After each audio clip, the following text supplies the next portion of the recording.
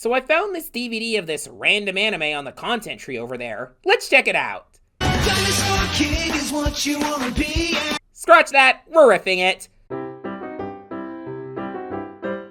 So this is a monster collecting anime from the 2000s. Very fitting, those were everywhere back then. So the main plot of this show is this young scrappy boy, voiced by Veronica Taylor, how'd that happen? Is tasked with collecting all these monstrous dinosaur creatures with the help of his cute, marketable friend who has electricity powers.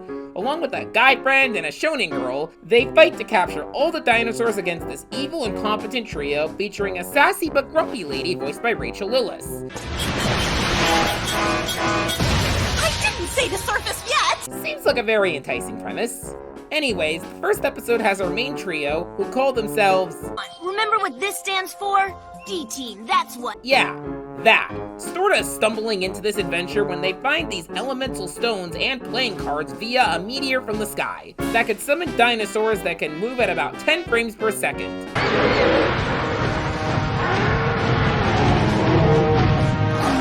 The CGI may look super bad, especially for the 2000s, but I found it strangely charming, especially when awkwardly placed next to these anime characters. It loops back around to being funny. After Ash screws around with a card for a bit, he and by extension the audience realize that these dinosaurs have two sides. Badasses who can fight, please buy our game, and ooh baby, buy our toys. We also learn that Team Rocket are time travelers trying to help their boss. My ultimate goal will finally be realized! Yes! And the name Dr. C will go down in history! Dr. Wily, become king of the dinosaurs, and even have their own T-Rex meant to combat our heroes. So after getting situated, Ash takes Pikachu home to show his dad and wait a second! How am I supposed to know? Because you're an expert on dinosaurs, Dad. True, and I thought I knew just about everything. This doesn't feel right. Is this some kind of bootleg Pokemon DVD or something, little Chico? Chica! What the hell's a Dinosaur King? Dinosaur King is what you wanna be. You're not helping, theme song! Dinosaur King, not to be confused with Dinosaur Train, aired on 4Kids TV in the late 2000s and is a tie-in to the video game and trading card game of the same name. As you can tell, it was marketed to be eerily similar to Pokemon. Pokemon-like franchises were everywhere during the 2000s. That doesn't necessarily mean these series were 100% like Pokemon, but more that a lot of them put their own spin on the idea of monster collecting. Because Pokemon was the biggest one, at least here in the US, a lot of these were trying to be the next Pokemon, and these failed series could get really bizarre, such as... That's for another day. Dinosaur King was really true to this idea. It was dubbed by 4Kids, and they even got a lot of the original Pokemon dubcast to voice on the show, and in some cases do an eerily similar voice to what they did on that show.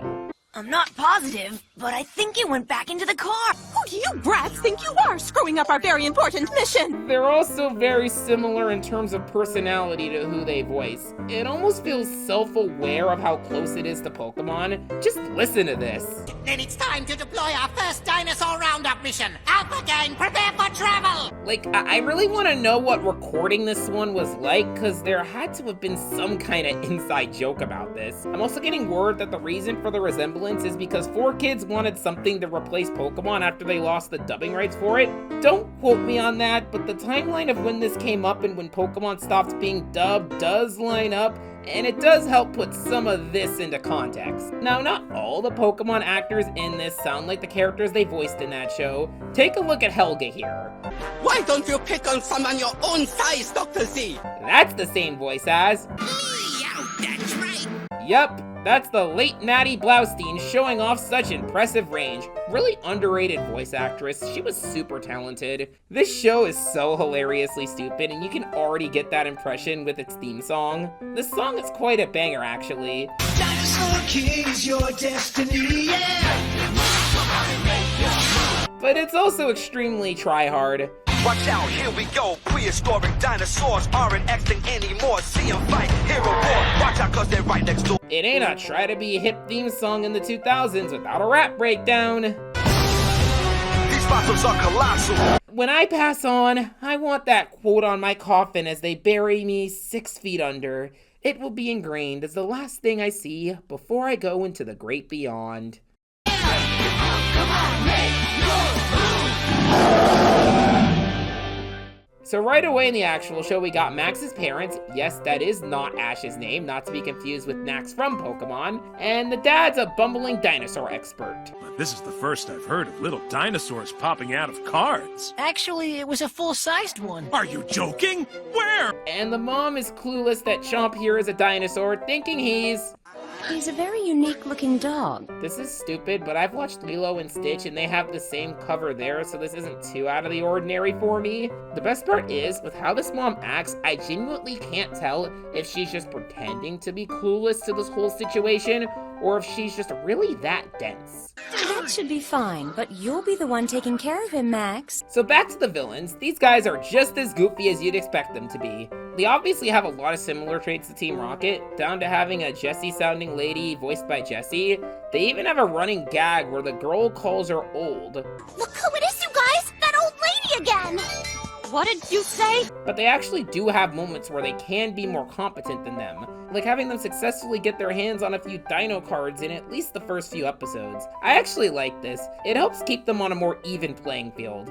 And instead of twerps, they call them... Who do you brats think you are? Don't quote me on that, but I'm pretty sure that's what Team Rocket actually called Ash and Co. in the Japanese version. Okay, now that I'm looking at the Alpha Gang, I forgot to mention that this guy feels so out of place on the team. How are the repairs going on the time machine?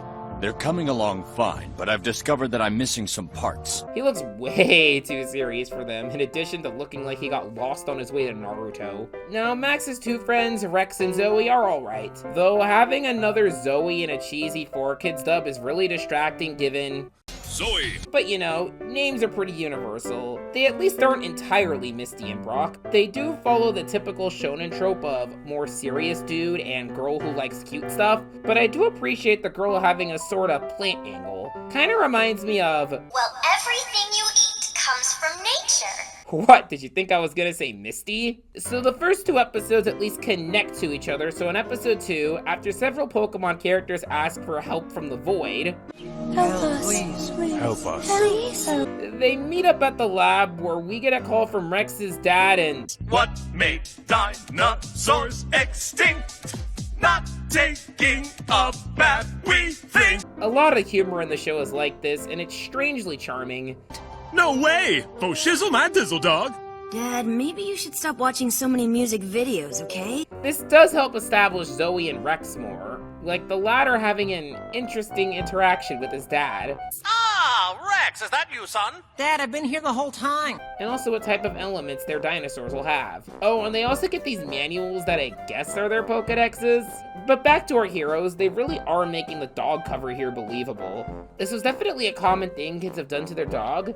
So here's the other thing about that. Max's mom is under the impression that all the dinosaurs are dogs, but then they're showing dinosaur attacks on the news where many people are watching. It's not like these dinosaurs are hidden among society. They're getting enough widespread media attention. What does she say about that? Now I'm just thinking of that running gag in Johnny Testable shows where the talking dog just wears a shirt called Not a Dog and people just buy it. Except on Chomp here. Can't believe I made a Johnny Test reference in a review of Dinosaur King.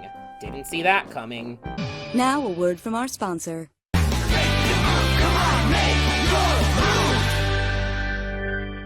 Okay, this fourth wall break is freaking beautiful. It doesn't even feel like it's trying too hard. It just says it's time for commercials, and there's the transition. What makes it work is how perfectly deadpan the news anchor is about it.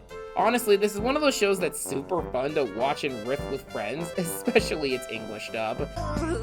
And the hair still stands! There's a lot of memorable lines here. It's as quotable as, well, the 4Kids dub of Pokemon. Hey, I know. I'll use my trusty frying pan as a drying pan. I can really tell the cast wanted to keep the spirit of Pokemon alive while not having it anymore. Heck, I could also really tell they were hoping this would become the next Pokemon. Sadly, Yu-Gi-Oh! Beat them to the punch several years prior. Whatever you do, don't hold on to the end, because with your way, there's a good chance you will cause us all to sink back into a... It even has elements of Digimon. When Chomp and the other dinos battle, they do this transformation thing that's sorta like Digivolving. Though this sorta God mode transformation thing is just a common trope in anime. Just look at Goku over there. Though it does kinda suck how low budget these battles look, especially for the late 2000s. I legit feel like I'm looking at some CGI tech demo from the early 90s. Luckily, the Alpha Gang is here to distract me with their glorious antics. They honestly have been carrying this for me. Yeah, a lot of their antics are a bit distractingly similar to Team Rocket, but that just adds to the fun of watching this. Their way! Go! Where are we going? The wrong way, that's where! We're stuck in reverse! They're blasting off again? But yeah, that's Dinosaur King in a nutshell. Of all the monster collecting shows of the 2000s, this one's up there with being the most cheesy. This kind of makes me super curious about the other shows like it from that time. I didn't watch a lot of these as a kid because I was such a Pokemon loyalist who just wrote off shows like these as ripoffs. But nowadays, it's kind of fun to see how ridiculous they can get. I'll get to you someday, Fighting Foodons. See ya next time, and remember... Really wish they thought of a better tagline. Dinosaur King is what you wanna be, yeah. Dinosaur King is your destiny.